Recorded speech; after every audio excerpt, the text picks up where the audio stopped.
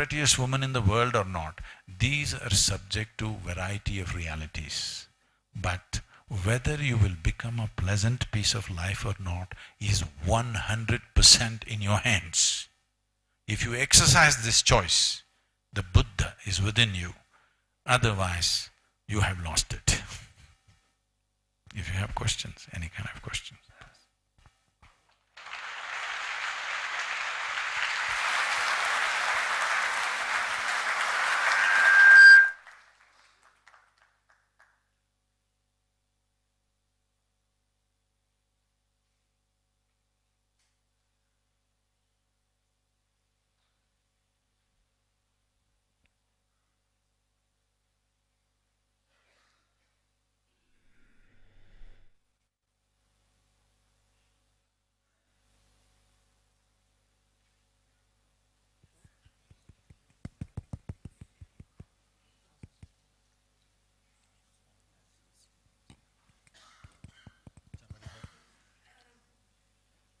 Switching off my microphone.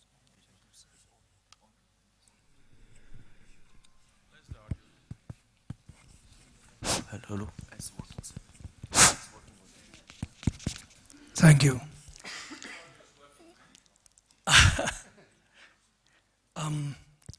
Om Sadhguru Namaha, Charan Sprash. You mentioned about children and their happiness, and I heard you also sing a beautiful rhyme some time ago in India. What I would like to ask here is, children, when they're born, when they're children, they have no boundaries, they have no religion, they have no caste or creed. They are the happiest things on earth, if we say things to them. And also they are, someone that they carry compassion, kindness with them. But as we grow, as you said, we change.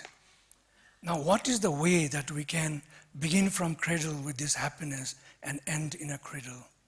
That's one question I have. The other, I'm very confused about mind and consciousness. If Guru could kindly explain what that is. And just exploring a little more as a Buddha of these days, Sadhguru, can I ask you, can there be a politics without parties? Thank you.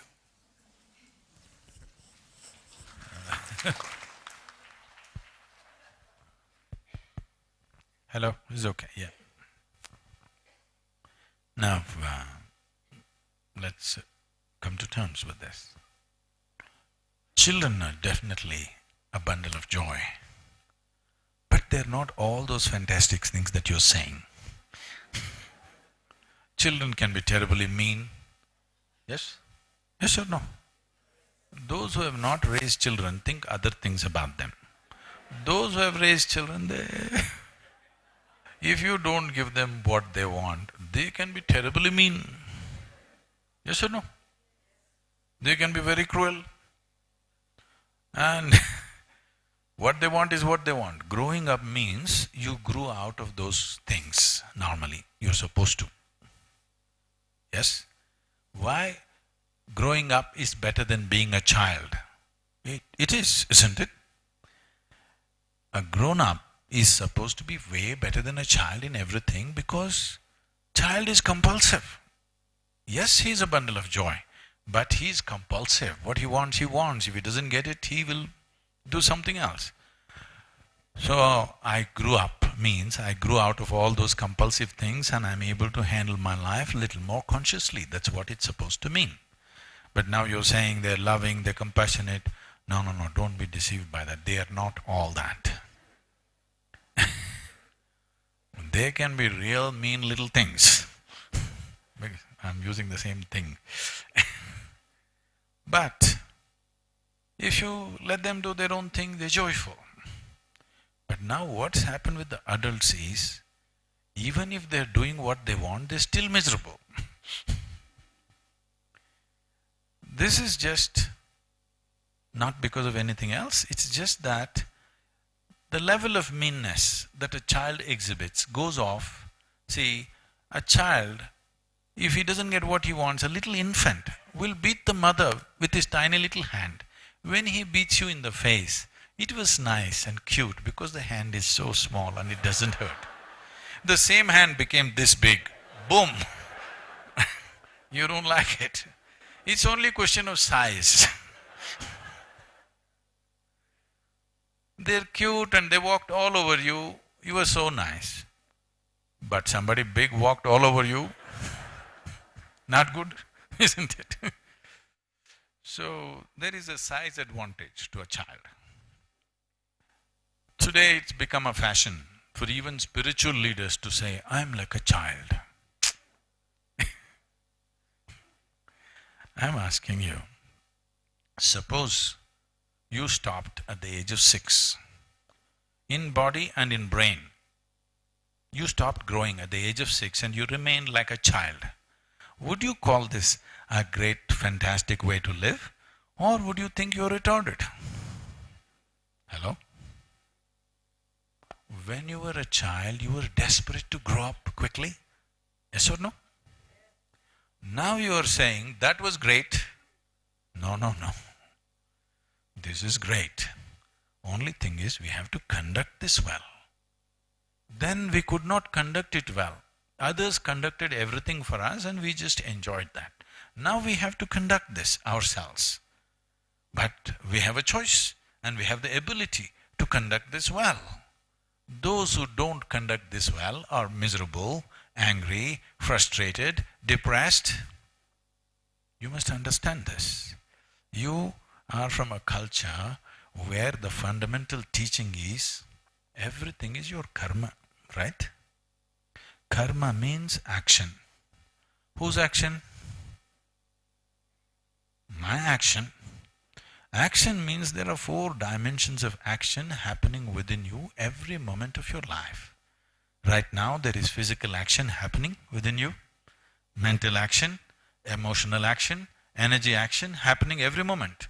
In wakefulness and in sleep it is happening. But how much of it is conscious is a question. From the time you woke up today morning till now, how much of these 4 dimensions of activity are you performing consciously, I'm asking you. How much of it is conscious? Tell me, what's the percentage? It's well below 1%, believe me.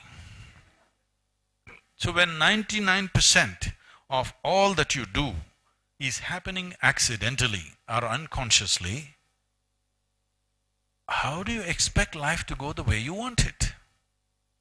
So the entire science of yoga or whatever Gautama spoke is all about raising your ability to be conscious. Not conscious of something else, because you cannot be conscious of something else. There is no something else. You know everything only the way it happens in the firmament of your mind. Isn't it so? Yes? You don't know anything else in the universe. Only if it happens inside, you know it. What doesn't happen within you, you do not know it, isn't it?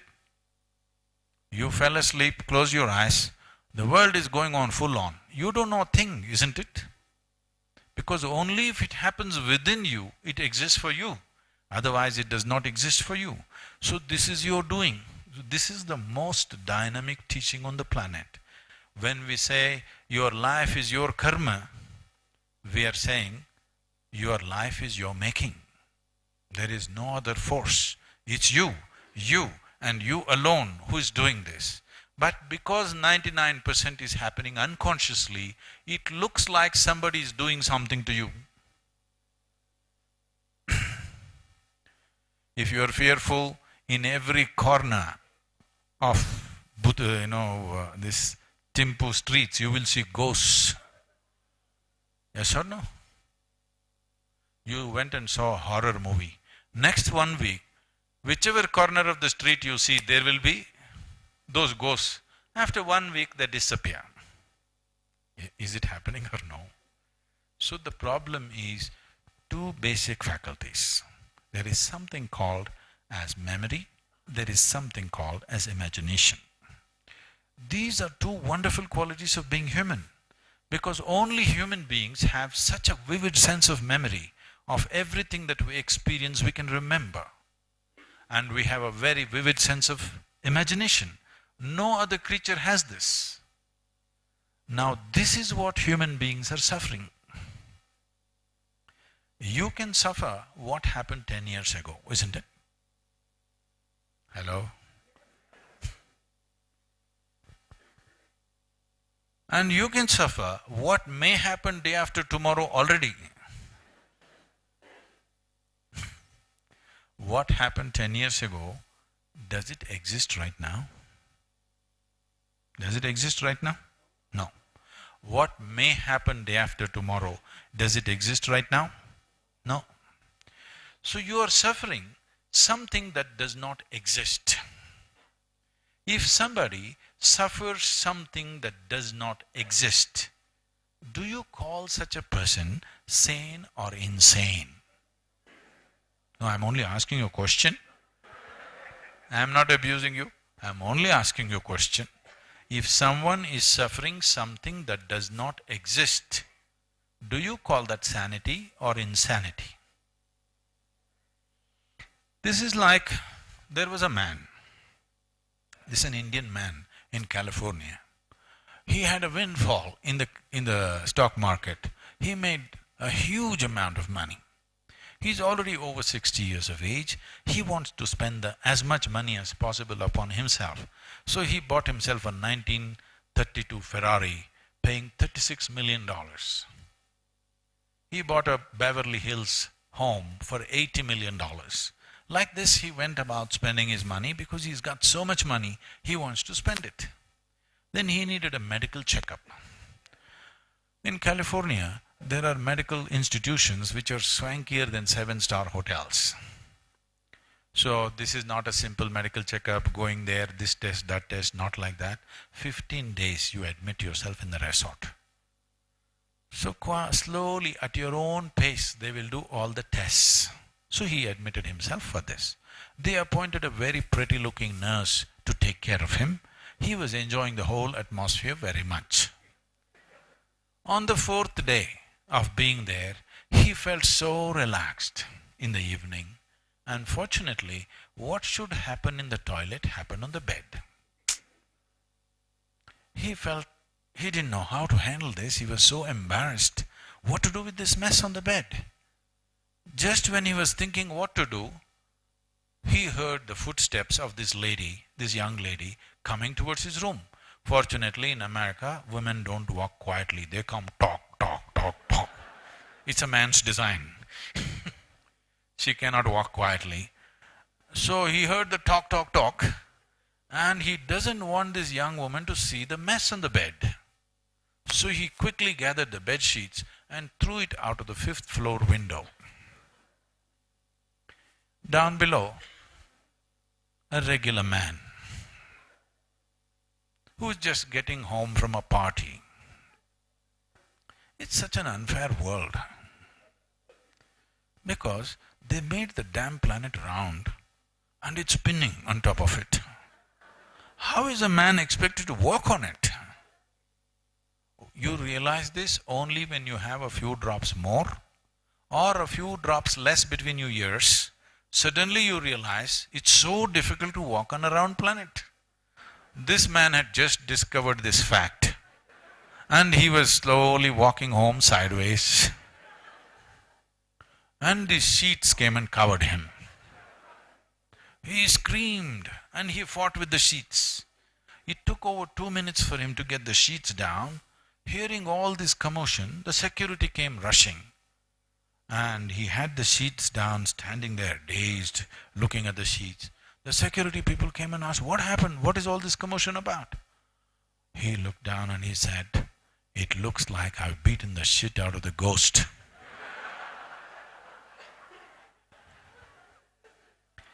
Now, you are creating all kinds of ghosts in your head, and then you're trying to win the battle. If you win, you're really lost. Because what is happening in your mind is your making. Yes or no? Whether love is happening or fear is happening, both are your making. Yes or no? Joy is happening, misery is happening, Both are you are making. God is happening, devil is happening. Both are you are making. Yes or no? Whatever walks in the terrain of your mind is your making. If you don't want, you must be able to turn it off. Right now the problem is you don't know, you have a supercomputer for which you don't know where the keyboard is. So, what we are trying to teach you as spiritual process is just to find the keyboard, that things will happen the way you want, not something by accident. So a child is not better than you. Smaller, so cuter. But it's best you grow up. It's best your children grow up, or do you want them to stay like that and be joyful at the age of 6? You want to freeze your children at that age? Because if you go on eulogizing childhood, this is what you will do, isn't it? If you go on saying that is a great way to be, all of us will become silly giggling lot. Yes, being joyful is fine, but we don't want to be silly giggling lot, isn't it? We value our intelligence, we value our ability. Only thing is, our ability, whether it's being used to create what we want, or are we creating what we don't want in our lives? That's all the question is. Because you are free to create ghosts in your mind or angels in your mind, isn't it? You can do what you want. Or don't create anything, keep it empty and just look at the world the way it is. If you like drama, you create characters. If you don't like drama, you just sit there. This is what Gautama the Buddha is trying to transmit to you. If you want, you can simply sit there. No drama. You want drama, play the drama to the extent you want. When you don't want, shut it up and go back. This is all that they're trying to teach you, isn't it? But this is not happening because you've not found the keyboard yet, still searching all over the place. So what is the difference between mind and consciousness? See, this is all being spoken in English language, so there's a whole lot of confusion, because English language is very incompetent when it comes to describing inner dimensions of life. English language has become the language of the world today because it is the most competent world when it comes to technical things, outside things. But when it comes to inner things, it's very poor in its vocabulary and understanding, both. In the yogic way of life, we look at the mind as 16 parts. One word, mind, is supposed to describe everything, but we look at it as 16 dimensions of mind. They can be categorized as 4 categories. These 4 categories are buddhi, or the intellect, ahankara, the identity, manas, the huge silo of memory. There are 8 dimensions of memory in this, and the fourth dimension of intelligence, which is called as chitta. Chitta is that dimension of intelligence which is unsullied by memory. That is, there is not an iota of memory. Right now, your buddhi or your intellect can only function if there is the support of memory. If I wipe out your memory, your intellect cannot function. See, right now, a person comes from the village. Even a city kid makes him look stupid. Yes? Simply because a city child has more information in his head. Not more intelligence, more information in his head. Because of this, he acts smart. Because this is the nature of the buddhi or the intellect. Without information, it cannot function. This is not intelligence. This is just a certain competence of mixing information and handling survival process. But there is a dimension of intelligence within you which is untouched by memory. And there is a dimension of memory within you which goes back very long. These 8 dimensions of memory are known as elemental memory, atomic memory, evolutionary memory, genetic memory, karmic memory, sensory memory, inarticulate memory, and articulate memory. Generally, what you know as memory is a small aspect of the articulate memory, something that you can remember and articulate.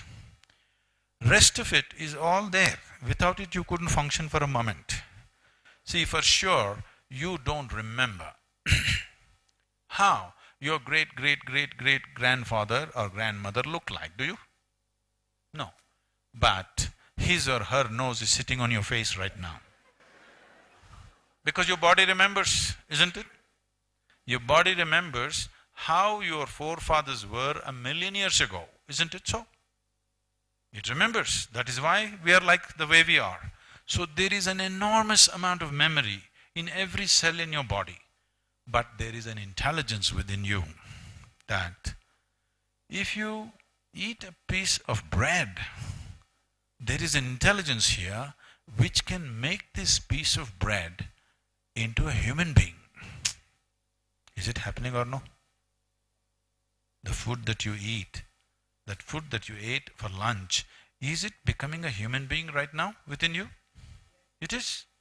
You are not doing it consciously, but there is an intelligence within, without mistake, it is doing it. Suppose you ate dog food, will you become a dog? I'm asking. No, there is an intelligence within you which will never make that mistake, isn't it? This is what we are referring to as chitta. This is the source of creation. This is what creates you the way you are. In the yogic lore, the yogis are joking among themselves like this. Mischievously they are saying, if you access your chitta, if you find access to your chitta, if you touch your chitta, then they are laughing and saying, God will become your slave. Because this is the intelligence which is the very source of creation, which is in every atom, which is in every aspect of life, and of course within you. The question is only, do you access it or you don't access it? If you access it, your life becomes magical. If you do not access it, you will, when you are a child, you think being an adult would be better. When you are an adult, you think being child was better. And somebody will think when he's dead, everything will be better. Yes, if you live a miserable life, people around you will think, when will he go? Yes or no? Don't be mistaken. They may not exactly think like that, but they want you to disappear. How they don't care? Yes or no? If you are the source of misery always, do people want you to disappear or no? They want you to disappear. Because somewhere unconsciously at least they know this is a brief amount of time that we have in this life. They want to do the best they can to themselves. Yes? And every human being must do the best that is possible for themselves. Because if you do not know how to do the best things to yourself, there is no way you will know how to do the best things to other people. Only when you're joyful you can do truly good things to others around you. When you're miserable, you do nasty things. Yes? I think. I'm sorry, is it time? One or two more questions. Whoever, please take the microphone.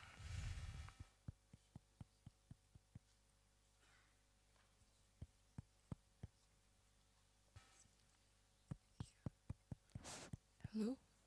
Can you hear me now? Hello? Oh, okay.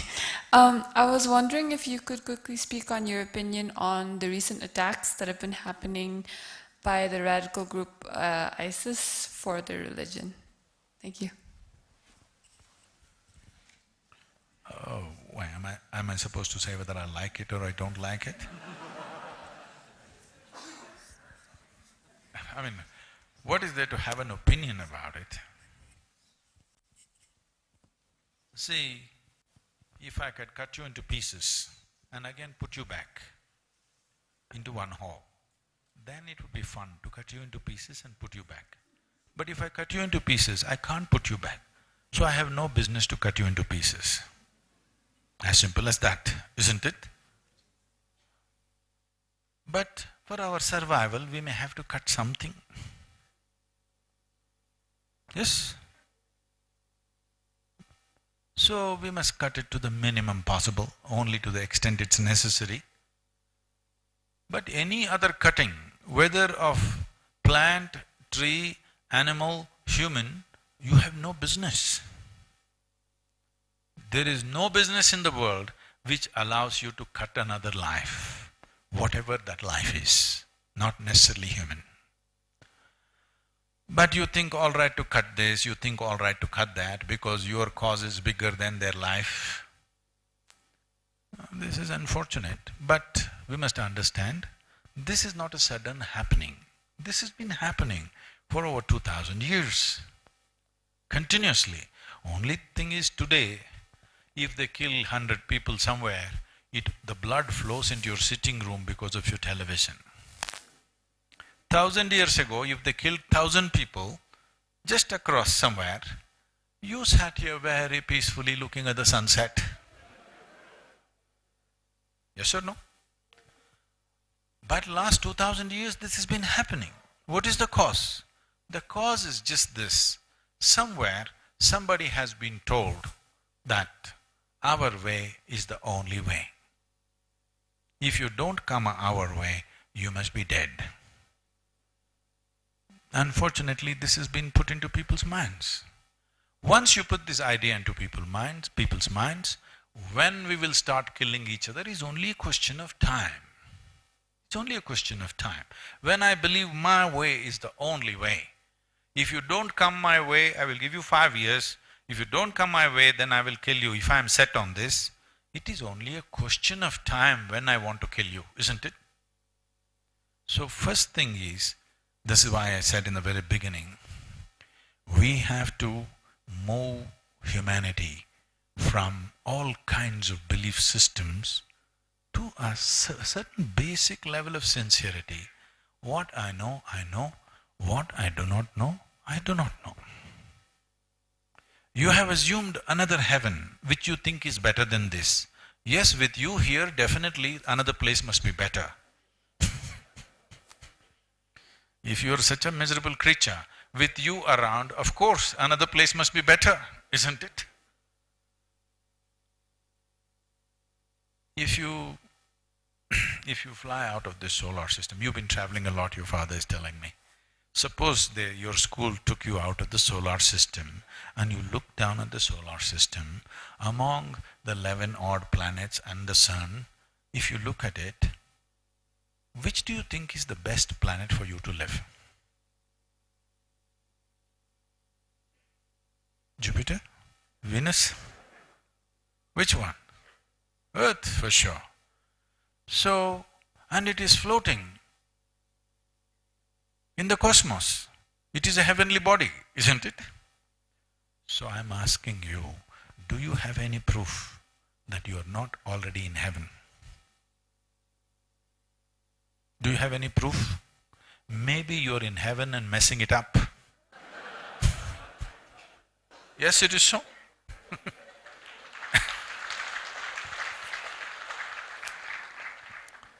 So the moment people believe there is another world which is better than this, they are bound to mess this up. If we understand this is the only bloody place we have to live and we have to keep it well, we would strive for that, isn't it? It's very important to know, if we want to live, this is the only place to live. And keeping it good for ourselves and the future generations is very, very important. If we understand this, we wouldn't want to kill anybody and send them to heaven. See, why are you taking people? You don't like those people. Why are you taking them for your company in heaven? I can't understand this. You must go to heaven and leave us here. We are no good people anyway.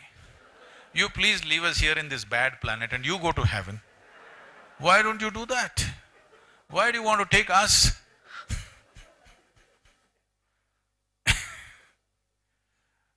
So, this is going on for too long.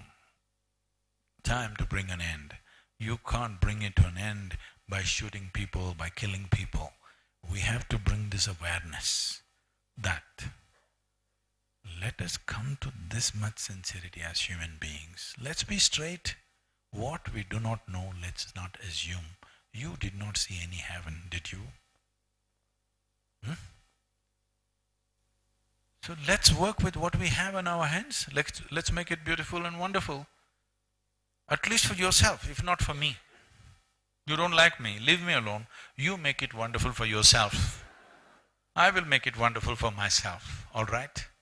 If both of us could work together, fine. If it's not possible, you do your bit, I'll do my bit. But you want to go to heaven, you must proceed. Why you want my company whom you don't like anyway? Yes.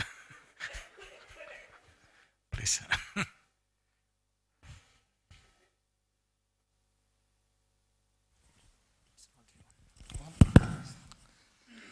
Sadhguru, I am a brigadier from Indian Army. And first I would like to confess that I do believe that I am already in heaven. And I do believe that the trinity of Brahma, Vishnu, Mahesh, the creator, the preserver and the destroyer, they are within me. I am the creator, I am the preserver and I am the destroyer of my own world. You're scaring me now. I know you're a brigadier, I didn't know you're a destroyer. And with that kind of a knowledge, not the belief which I just said, when I do my action, I feel that I am going to be in control of my intellect, thereby becoming a Buddha. But every day, I undergo the transition from Buddha to Buddhu. For the simple fact that it's not only my actions which count. Most of the time, I am reacting to somebody else's actions.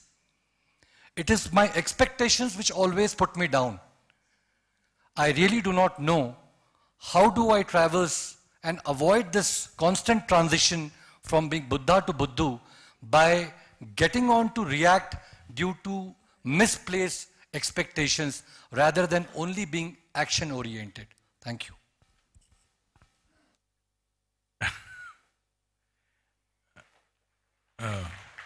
It's a popular question, is it, here? Or you're just clapping because he said, I'm already in heaven? We will put down a few of those things, but the fundamental thing is just this. Why is it I'm not able to keep myself the way I want? That's a basic question. Because we are from India. And we have 15,000 years of culture and tradition. Of course, we have a little complex ways of expressing this. It's like this. You must first of all understand this. You come from a land which is a godless land. I want you to listen to this carefully, not react to it. India is a godless land. This is what is unique about us. We are devout but godless. This is what set us apart. For many thousands of years, unfortunately, Syria is like in rubble right now. When I traveled there about 6 years ago, I drove from Beirut to Damascus and to Iraqi border and all over the place. And everywhere you go, you will meet many people in Lebanon and Syria who take the name of Hind. They call themselves India, even today. Even today in Lebanon, there must be at least 50,000 to 100,000 people whose name is Hind. I asked why? Why are you calling yourself India? Because India was their idea of prosperity for thousands of years. Aleppo city, which is right now in rubble, which was one of the most beautiful cities, is a 8,000-year-old city, still living, people living there. This was built on taxes levied upon the Indian traders. I want you to imagine, if you want to build an entire city based on taxes levied on a particular trading route, how much trade must have been happening 8,000, 10,000 years ago? That was the volume of contact. So these thousands of years, Everywhere, people refer to us as Hindustan, as one country, though politically we were over 200 entities. So this entire region, today we call it many states, and well, we integrated in 1947, and we broke some, we call this India, Pakistan, Bangladesh, Bhutan, Nepal, Sri Lanka. All this entirely was referred to as Hindustan. Hindu not referring to a religion. The word Hindu comes from this context. This culture evolved and developed in a very subtle way and could afford to do that simply because we had the protection of two geographical features. One is the Himalayan ranges, another is the Indian Ocean, which was referred to as Indusagara at one time. So the land that lies between Himalayas and Indusagara is Hindu. So all the people who lived in this land are Hindu. So Hindu is a geographical identity.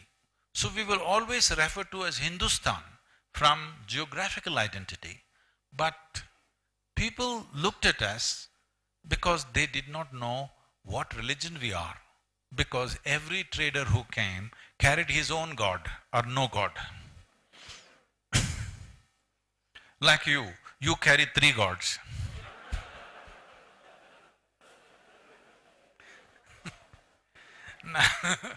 Now the trouble is the destroyer is finding more expression.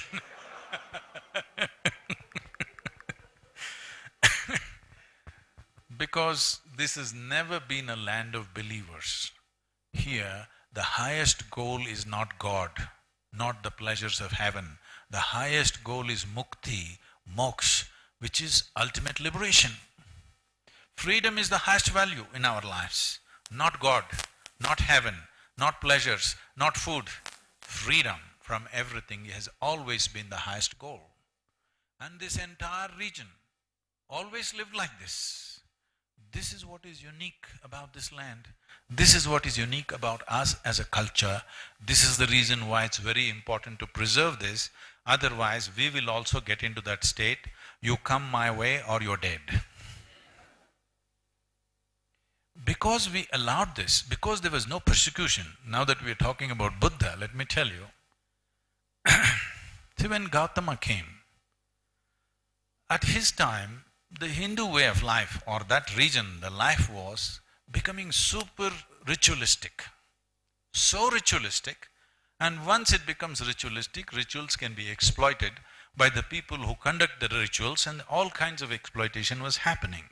So the fundamental goal of Gautama's movement of that time was to take you away from ritual and take you onto a meditative path, so that you don't have to depend on anybody.